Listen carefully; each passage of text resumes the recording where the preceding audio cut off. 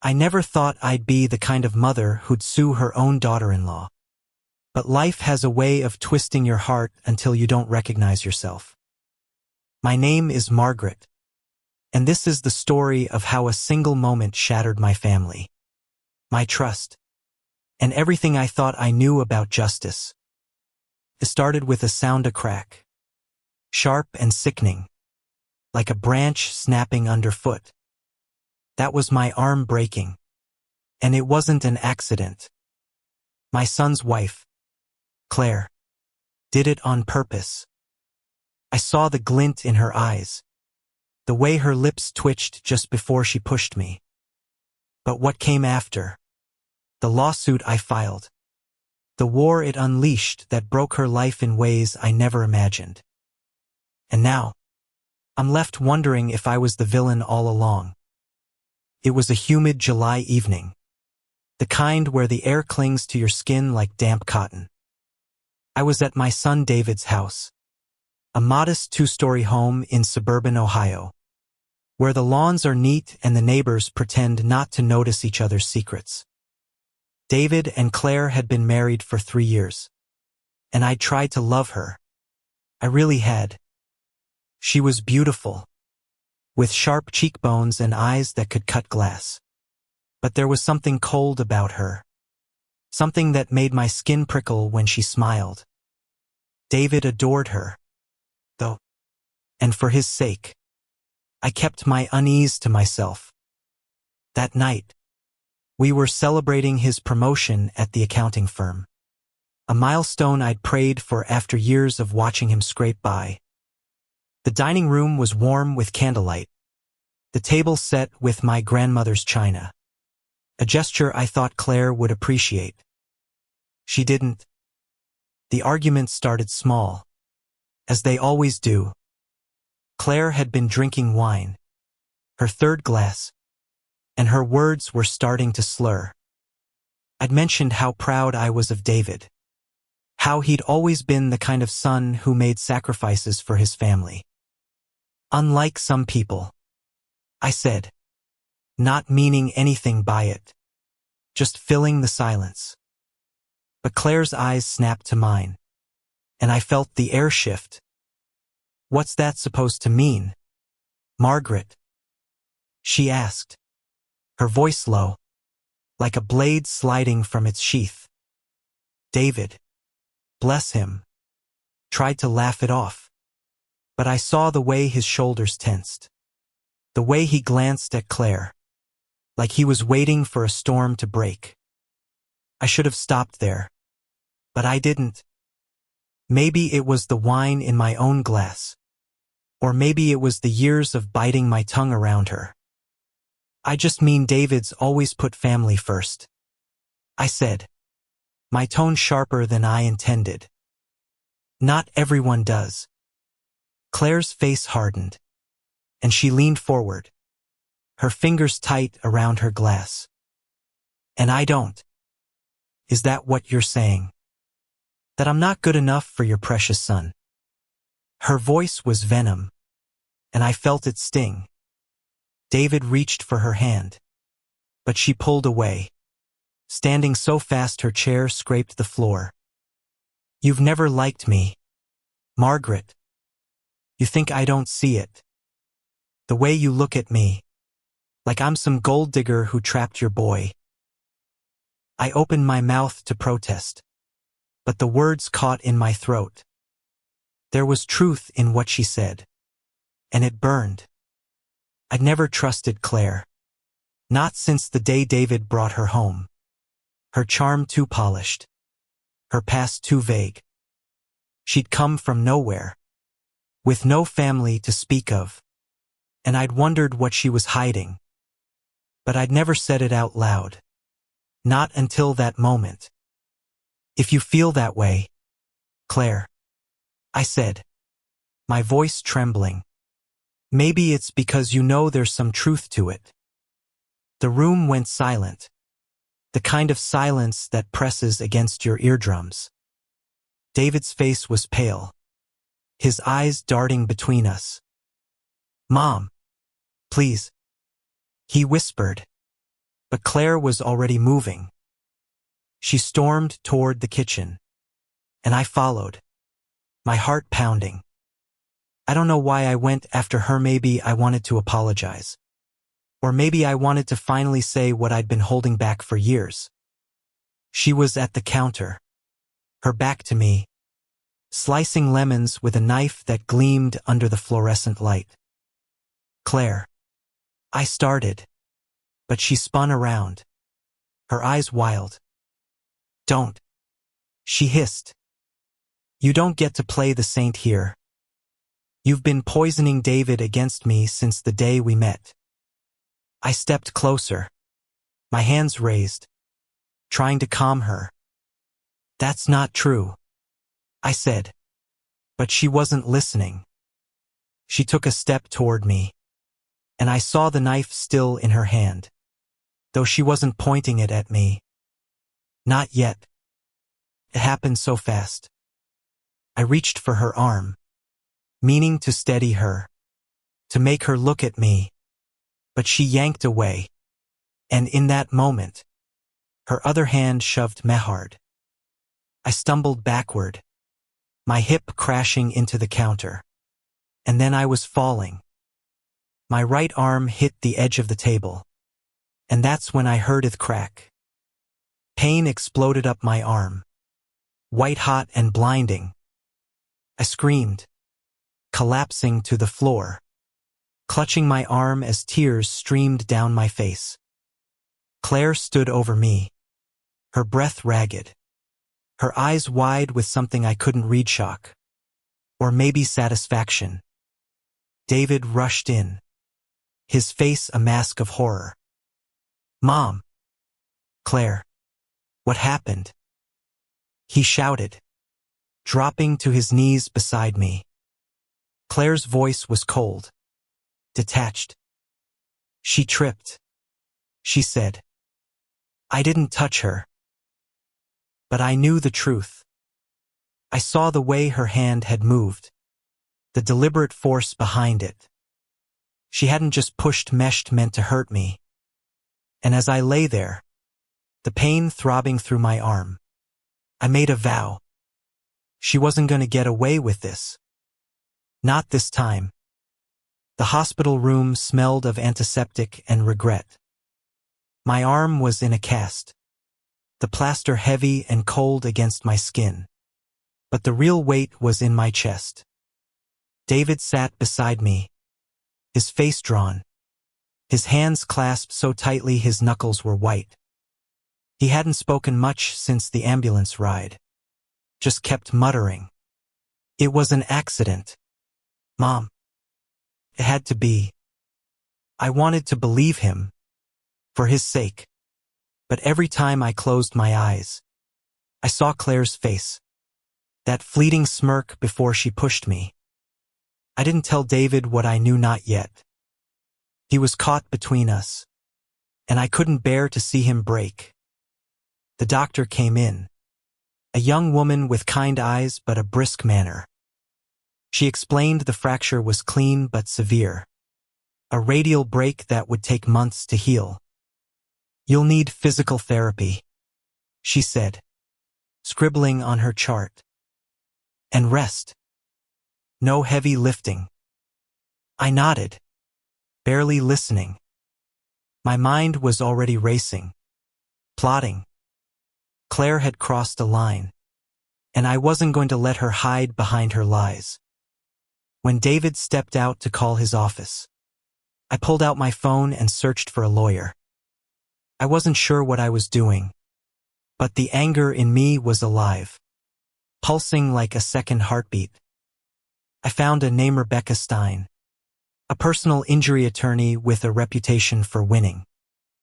Her website promised justice for those wronged, and I clung to that word, justice.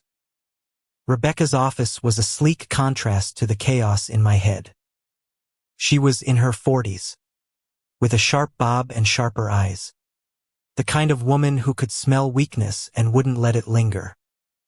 I told her everything: Claire's hostility, the argument, the push, the lie she told David. Rebecca listened, her pen tapping lightly against her notepad.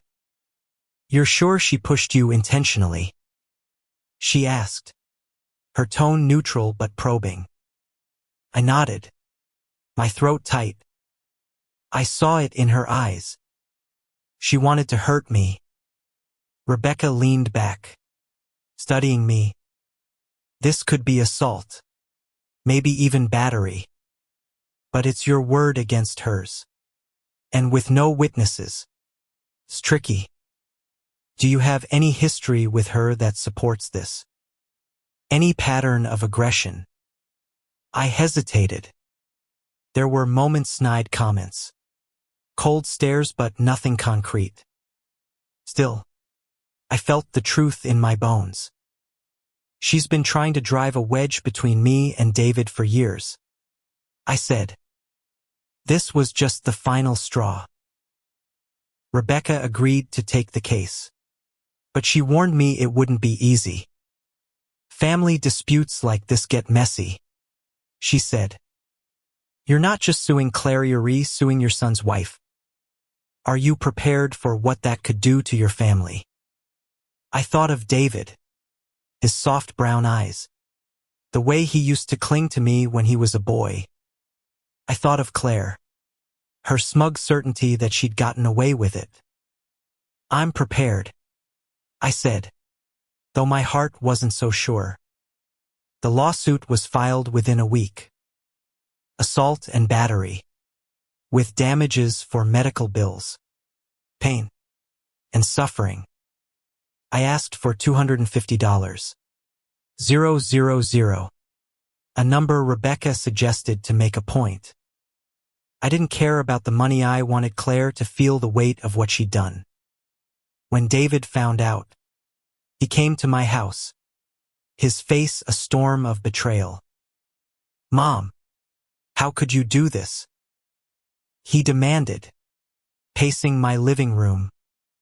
Claire says it was an accident. Why can't you let it go? I wanted to shake him, to make him see her for what she was. But his pain stopped me. David, I said softly.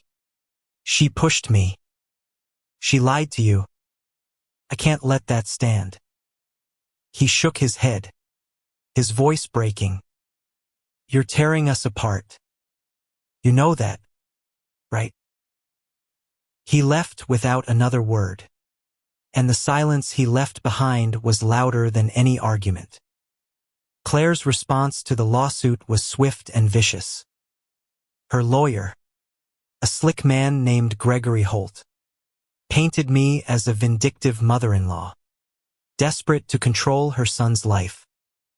In their counterclaim, Claire accused me of defamation, saying I'd fabricated the story to ruin her reputation.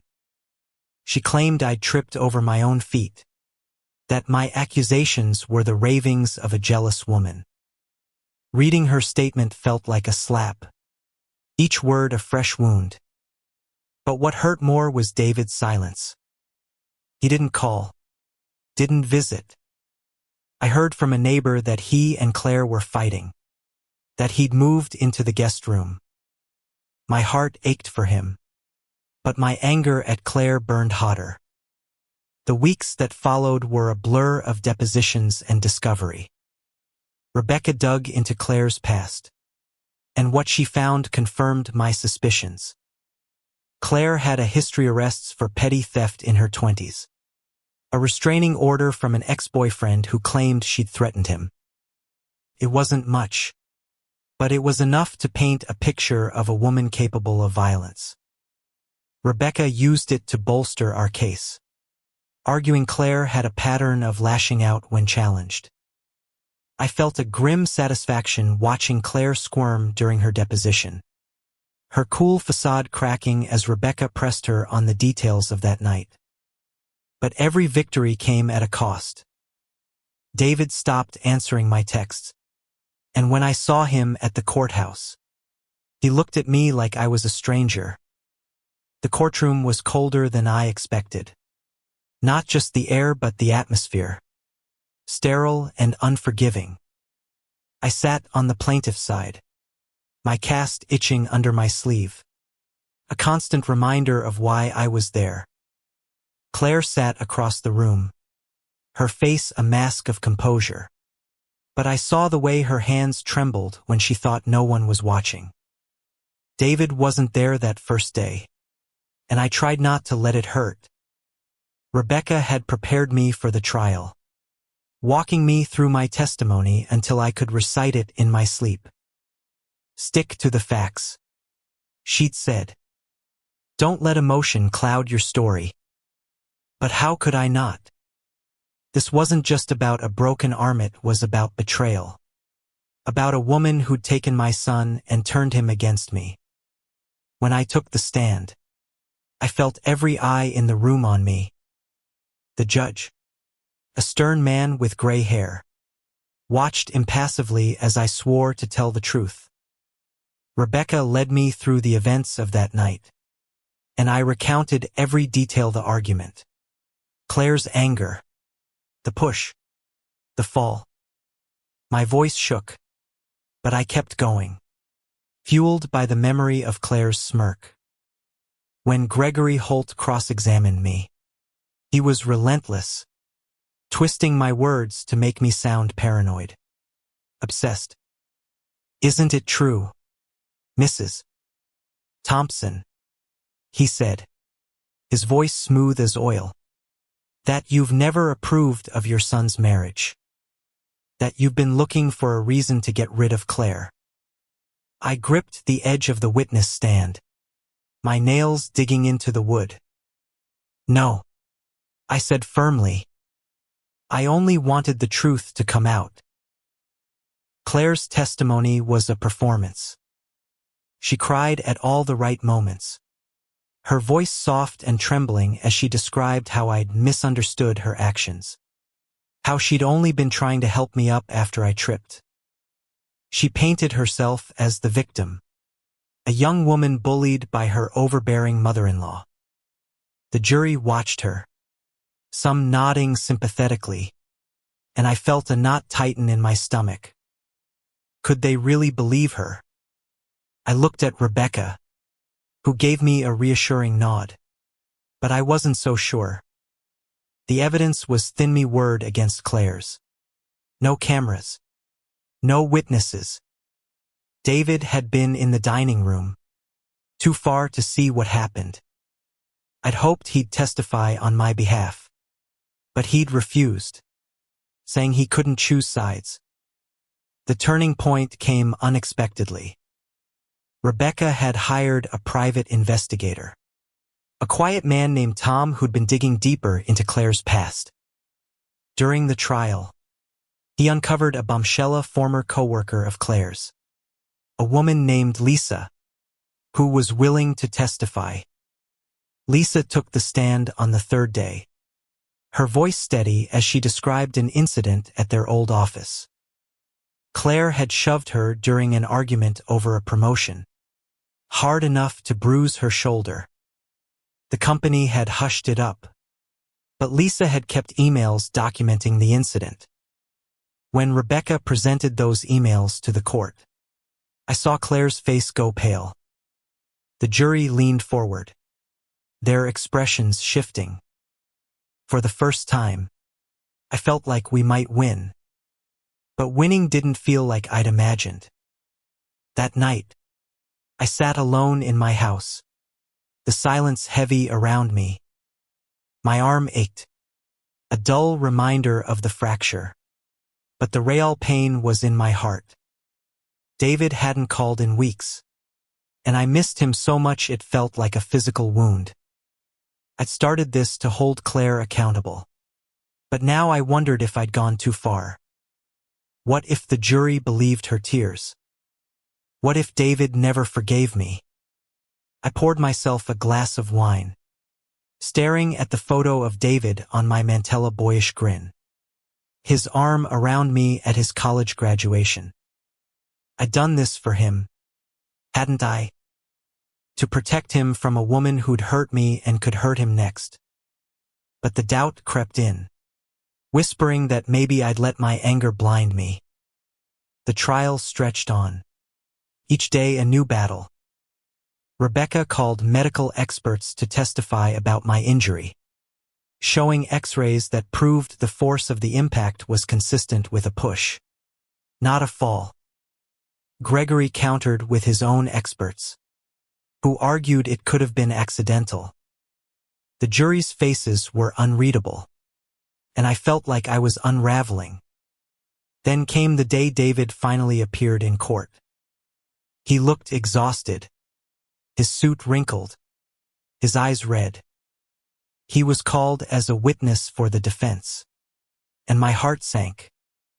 When he took the stand, he wouldn't meet my eyes.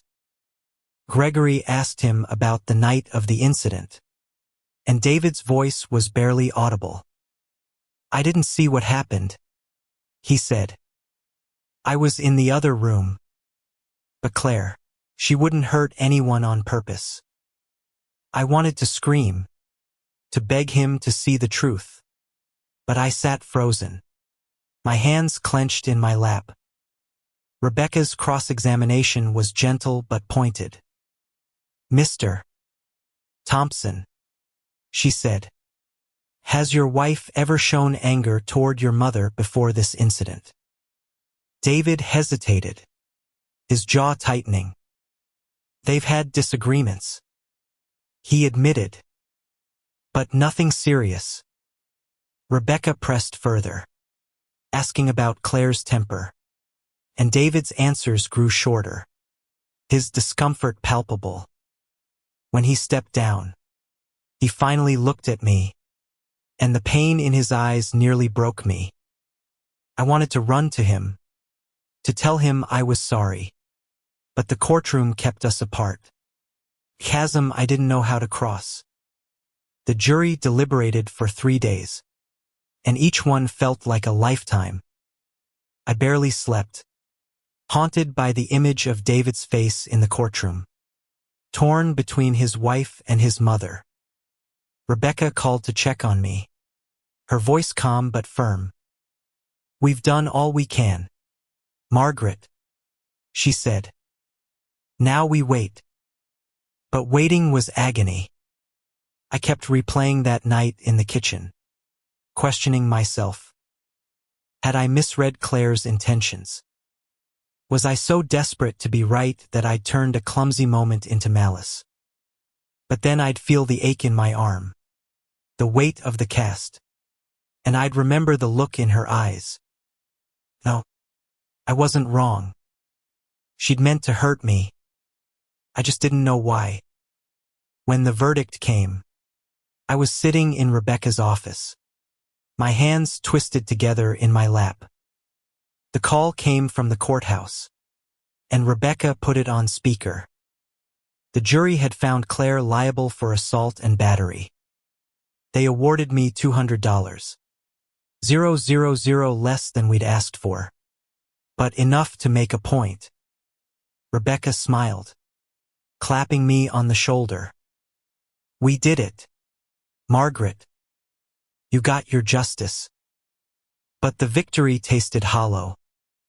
I thought of David, of the family we'd once been, and I wondered what I'd really won. Claire's lawyer filed an appeal, but Rebecca was confident it wouldn't go far. The evidence was solid, she said. She's out of moves. The fallout was immediate. Claire's reputation unraveled like a cheap sweater. The local paper ran a story about the trial, and though they didn't use her name, everyone in our small town knew who it was. Whispers followed her at the grocery store, at the gym where she taught yoga. Her classes emptied out, her clients canceling one by one. I heard from a mutual friend that she'd lost her job, that the studio couldn't afford the bad press. Part of me felt vindicated, but another part, a louder part, felt sick. I hadn't wanted to destroy her life, had I?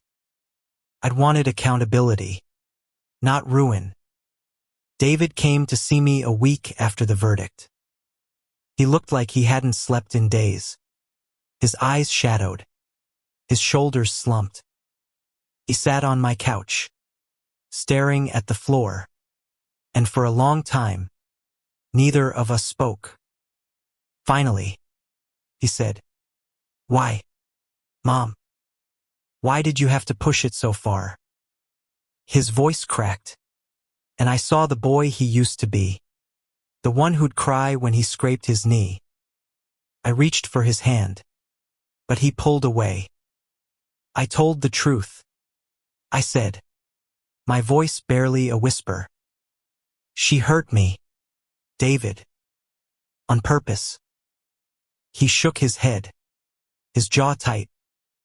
"She's falling apart, Mom. She can't find work. Her friends won't talk to her. She's talking about leaving town."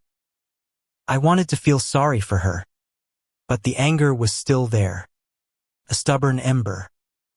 "Maybe she should," I said, and the words felt cruel even as they left my mouth.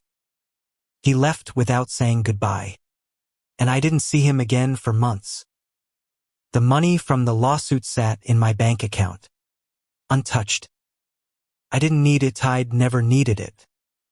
I'd wanted Claire to face consequences, but now that she had, I felt no peace. My arm was healing, the cast replaced by a brace. But the fracture in my family was deeper, more painful. I started going to church again, something I hadn't done since David was a boy. I sat in the pews, staring at the stained glass, praying for answers. Had I done the right thing? Was justice worth this cost? The priest talked about forgiveness, but I wasn't ready for that. Not yet. Then came the letter. It arrived in an unmarked envelope, slipped through my mailbox like a secret. Claire's handwriting was unmistakable, sharp and precise. I almost threw it away, but curiosity or maybe guilt made me open it. Her words were raw, unguarded, nothing like the polished facade she wore in court. She admitted to pushing me, though she swore it wasn't planned. I was angry. She wrote, "You've always made me feel like I wasn't enough for David." And that night, I snapped.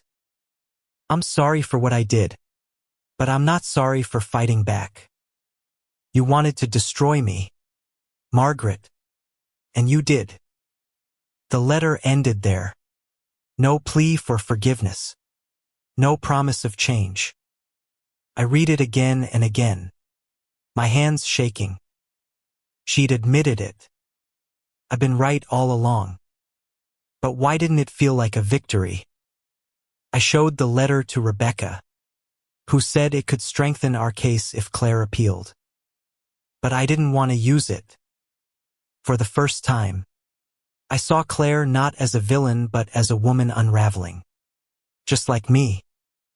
I started to wonder about her life before David. The pieces she'd kept hidden. Had she been hurt too? Was that why she lashed out? I pushed the thoughts away, but they kept coming back, like waves against a shore. I wanted to hate her, but hate was heavy, and I was tired of carrying it. The months after the trial were a quiet kind of hell. My house felt too big, too empty. The silence broken only by the ticking of the grandfather clock in the hall. I'd always loved that clock, a gift from my late husband, but now its steady rhythm felt like a countdown to nothing. David hadn't called since our last fight, and I didn't have the courage to reach out. I kept Claire's letter in a drawer. His words burned into my mind. She'd admitted her guilt, but instead of triumph, I felt a gnawing unease. I'd won the lawsuit, but at what cost? My son was gone, my family fractured, and Claire's life was in ruins. Was this justice? Or had I become something else, something vengeful, something cruel? I tried to keep busy. I joined a book club, tended my garden, even started volunteering at the local shelter.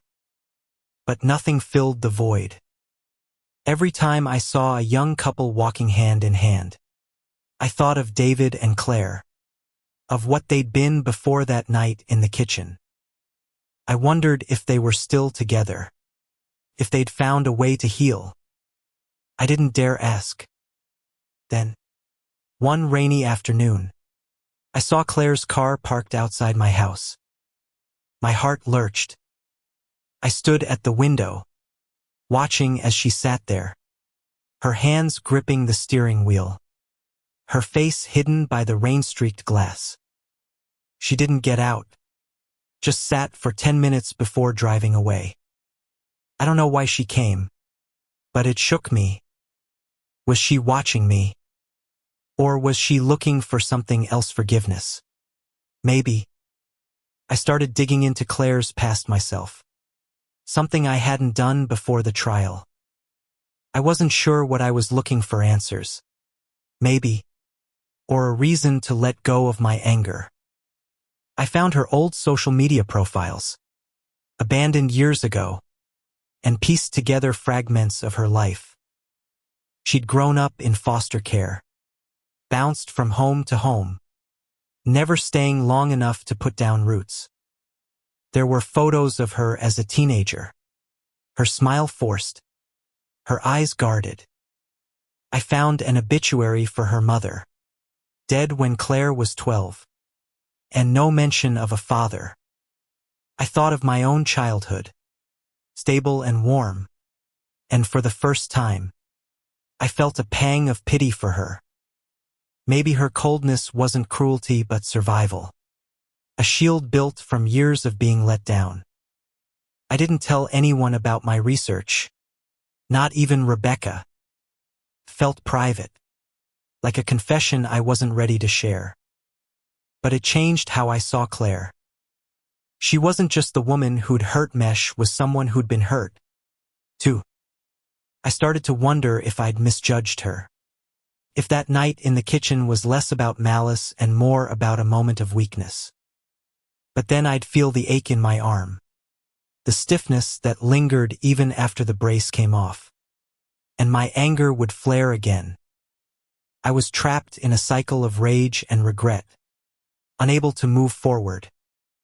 One evening, I found myself at David's house, uninvited. I hadn't planned to go, but my car seemed to drive itself there, pulled by a need I couldn't name. The lights were on, and I saw shadows moving behind the curtains. I sat in my car, my hands trembling, debating whether to knock. Before I could decide, the door opened, and David stepped out. He saw me and froze, his face a mix of surprise and exhaustion. "Mom," he said, his voice flat. "What are you doing here?" I climbed out of the car, my heart pounding. "I needed to see you," I said. "I miss you, David." He looked away, his jaw tight. "This isn't a good time," he said. But he didn't go back inside. We stood there in the driveway, the night air cool and heavy with the scent of rain. I wanted to ask about Claire, about their marriage, but the words wouldn't come. Instead, I said, "I'm sorry for how this turned out. I never wanted to hurt you." His eyes met mine, and for a moment, I saw the boy who'd trusted me with everything. "Then why did you do it?" he asked. "Why couldn't you let it go?" I opened my mouth to explain, to tell him about Claire's letter, about the truth I'd fought for, but the words felt hollow. "I thought I was protecting you," I said finally. He shook his head, a bitter smile tugging at his lips. "You were protecting yourself, Mom. And now we're all paying for it." He went back inside, and I drove home, tears blurring my vision. That night, I pulled out Claire's letter again, reading it until the words blurred together. I wanted to hate her, to hold onto the righteousness that had carried me through the trial. But I couldn't. I saw her now, not as a monster but as a woman broken by her own pain, just as I was broken by mine. I thought about calling her, about trying to talk. But what would I say? That I was sorry. That I forgave her. I wasn't sure I could do either. But the seed of something new was there. A faint hope that maybe we could find a way out of this mess. Winter came, and with it a stillness that mirrored my own heart. My arm was nearly healed, the physical therapy sessions dwindling, but the emotional scars were raw. I'd started writing letters to David, not sending them, just pouring my thoughts onto paper. I wrote about my regrets, my love for him, my fear that I'd lost him forever. I wrote about Claire, too, trying to make sense of her. The letters piled up in a drawer, a silent testimony to my longing for reconciliation. I didn't know if I'd ever send them, but they gave me a way to process the guilt that had settled in my bones. One morning, I got a call from an unfamiliar number. I almost didn't answer, but something made me pick up. It was Lisa, the coworker who'd testified against Claire. Her voice was hesitant, almost apologetic. I heard about what happened after the trial. She said, "I just wanted to check on you." I was surprised. She didn't owe me anything, but her kindness cracked something open in me. We talked for an hour, and she told me more about Claire, things she hadn't said in court. Claire had been brilliant at work, driven, but she'd always seemed like she was running from something. She never talked about her past. Lisa said, but you could tell it haunted her. I thanked her, my throat tight, and hung up feeling more confused than ever.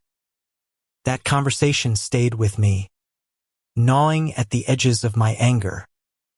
I started to see Claire not as an enemy but as a puzzle, each piece revealing a little more of her pain. I remembered her letter, the raw honesty in it, and I wondered if she was capable of change. I wasn't ready to forgive her, but I was starting to understand her, and that was a dangerous thing. Understanding softened the edges of my hate, made it harder to hold on to. I began to pray again, not just for David but for Claire, for all of us. I asked for clarity, for a way to heal what I'd broken. Then came the news that changed everything. A friend from church called, her voice hushed with gossip. Claire had been hospitalized, nervous breakdown, they said. She'd been found wandering the streets, incoherent, her car abandoned a mile away. My first thought was David. How was he coping? I called him, my hands shaking, but he didn't answer. I drove to the hospital, my heart in my throat. When I got there, I found David in the waiting room, his face buried in his hands. He looked up when I approached, his eyes red and raw. "She's not okay, Mom," he said, his voice breaking. "She hasn't been okay for a long time." I sat beside him, and for the first time in months, he didn't pull away. He told me about Claire's breakdown, how she'd been unraveling since the trial. She'd stopped eating, stopped sleeping, haunted by the shame of her past being dragged into the open. "She thinks you hate her," he said. "She thinks everyone does." I wanted to tell him about her letter, about the guilt I carried, but the words wouldn't come. Instead, I took his hand and squeezed it. "I'm here," I said. "For both of you." He looked at me, surprised, and I saw a flicker of hope in his eyes. When I saw Claire, she was a shadow of herself. She lay in the hospital bed, her face pale, her eyes hollow. She didn't acknowledge me at first, just stared at the ceiling. I sat beside her, unsure of what to say. Finally, I spoke. "Claire, I read your letter." Her eyes flicked to mine, wary but curious. "I don't know if I can forgive you," I said, my voice trembling. "But I don't want this to destroy you." She didn't respond, but a tear slipped down her cheek, and I felt something shift between us. It wasn't forgiveness. Not yet. But it was a start. I visited her again the next day, and the day after that. We didn't talk much, but I brought her books, magazines, little things to remind her of the world outside. David noticed, and slowly, he started to let me back into his life. We talked about small things, at first his job, the weather, but it was something. I realized then that healing wasn't about erasing the past but about building something new. One fragile step at a time. Claire was released from the hospital after 2 weeks. But she wasn't the same. She moved slowly, spoke softly, as if afraid of breaking something invisible. David rented a small apartment for her, saying she needed space to recover.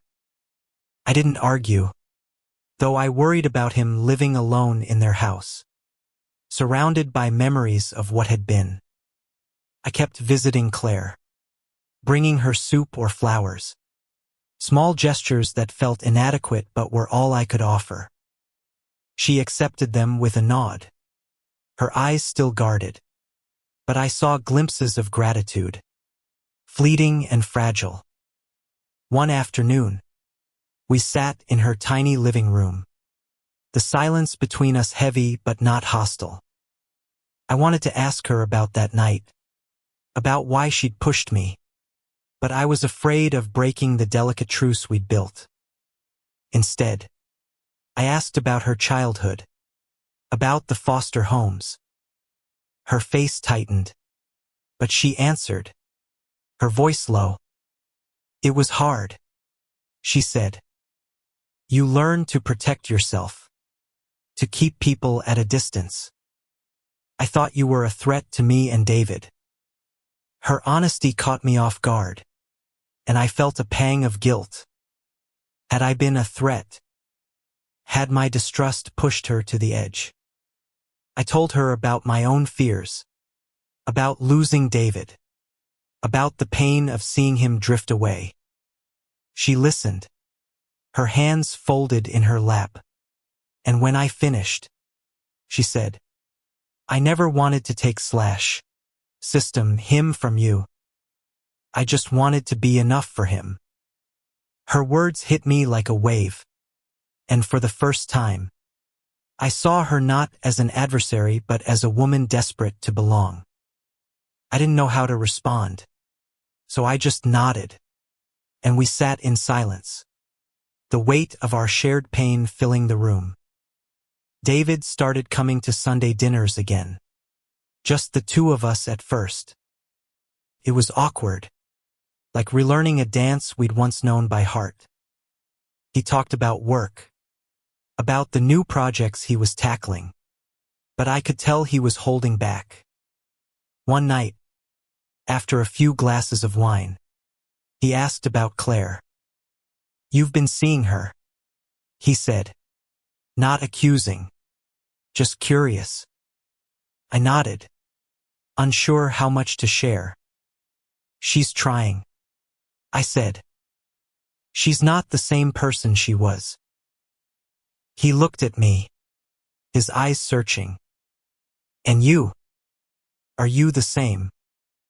I didn't have an answer, but the question stayed with me. A mirror I wasn't ready to face. I started inviting Claire to small gatherings. Nothing formal. Just coffee or a walk in the park.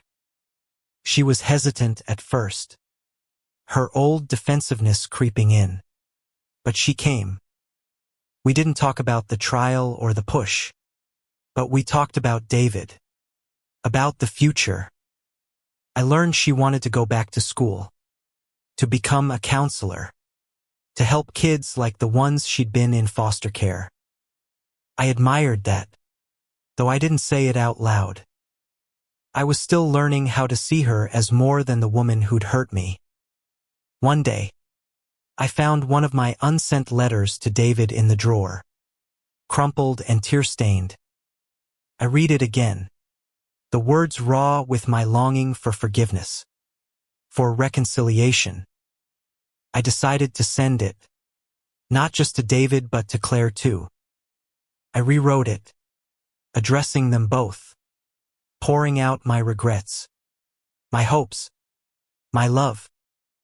I didn't expect a response, but I needed them to know I was trying to change, to let go of the anger that had driven me to the lawsuit.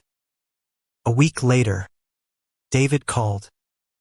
"I read your letter," he said, his voice soft. Claire did too. She cried. I held my breath, waiting.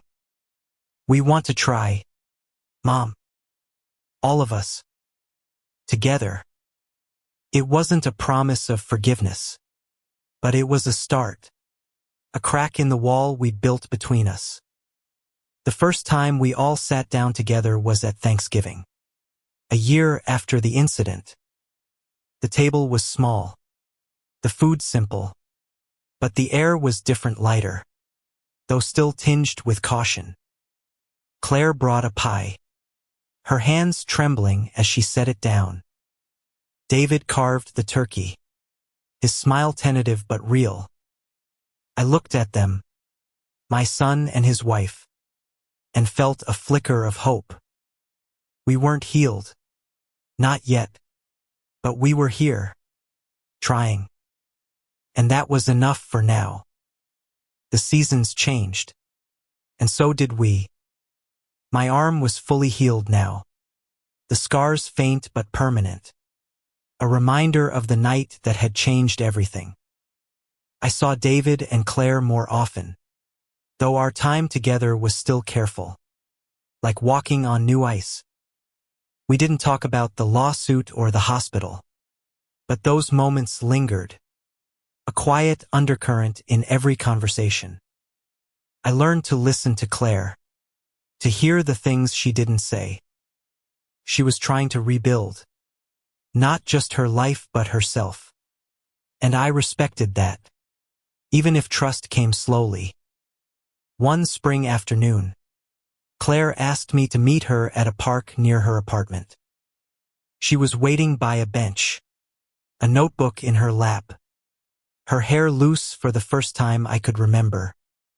She looked younger, softer, but there was a strength in her eyes I hadn't seen before. "I'm applying to grad school," she said, her voice steady. "I want to help kids in foster care, give them what I never had." I nodded, my throat tight. "That's good, Claire," I said. "Really good." She looked at me, her eyes searching. "I'm sorry, Margaret, for everything.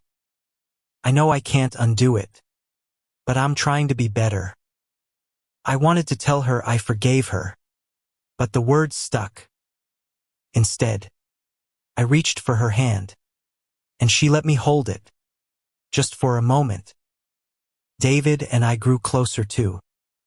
He started calling again, not just to check in but to talk, to share. One night, he told me he and Claire were seeing a therapist, working through the damage of the past year. "It's hard," he said, "but it's helping." We're learning how to be a family again. I felt a swell of pride for him, for the man he'd become, strong enough to face the mess we'd made.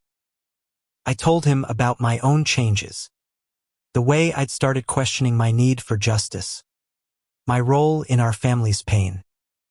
He listened, and when I finished, he hugged me, the first real hug in years.